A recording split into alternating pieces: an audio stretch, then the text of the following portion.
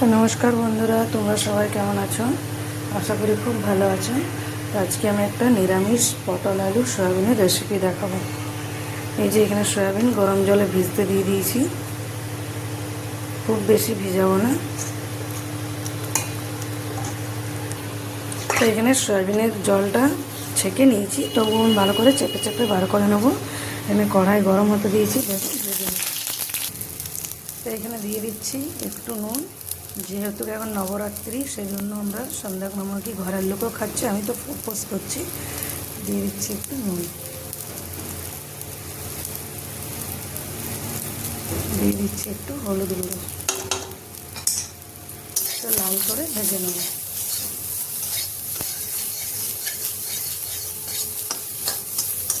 Soybean ভাজতে বেশি time লাগে না, চট করে ভাজা হয়ে যায়।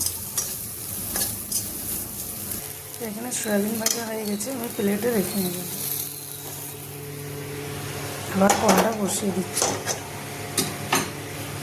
দিয়ে দিচ্ছি এখানে একটু রিফাইন তেল।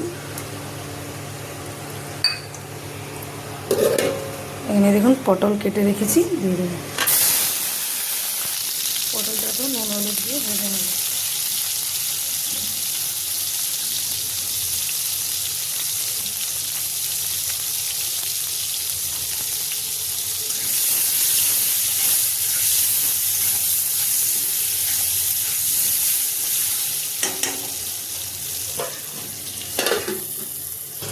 তো এখানে আমি একটা মশলা বানিয়ে নেব।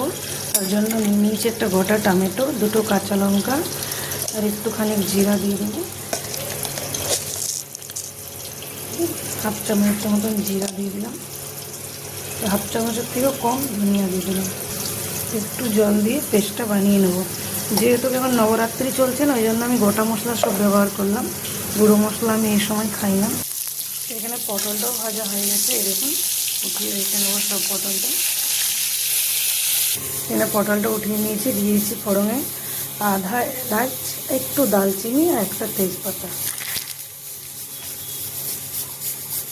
খুব বেশি মশলা দিব না, কেটে রাখা আলু দিয়ে দিচ্ছি।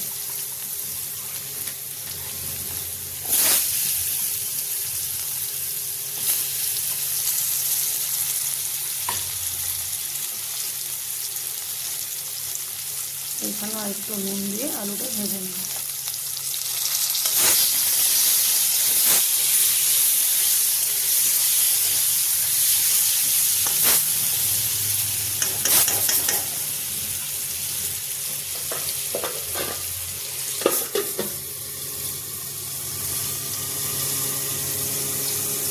গ্যাসের ফ্লেমটা একদম লোতে রেখেছি।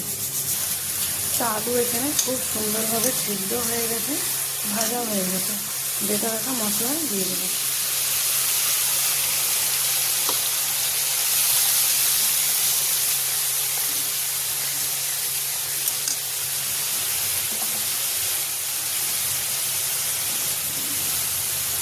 দিয়ে দিচ্ছি হলুদ গুঁড়ো।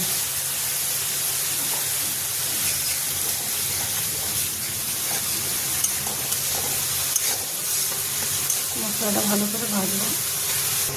তো এখানে দেখুন মশলা খুব ভালোভাবে কষানো হয়ে গেছে। দিয়ে দিচ্ছি একটু চিনি,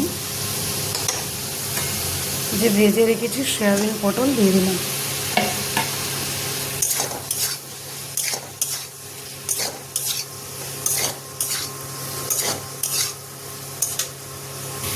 দিয়ে দিচ্ছি একটু কস্তুরি মেথি। ভালোভাবে মিলিয়ে এর মধ্যে গরম জল দিব আমি।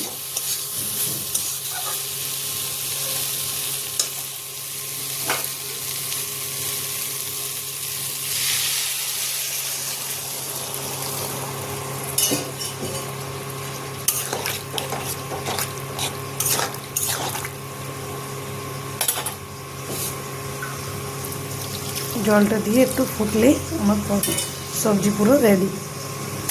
তো এখানে সবজি পুরো রেডি হয়ে গেছে। দেখুন দিয়ে দিলাম একটু ধনেপাতা,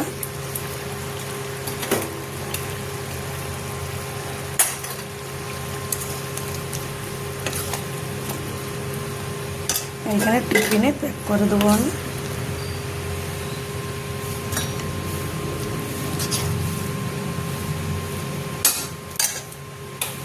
চলুন দেখে নিন আজকের টিফিন আমি কি কি বানিয়েছি।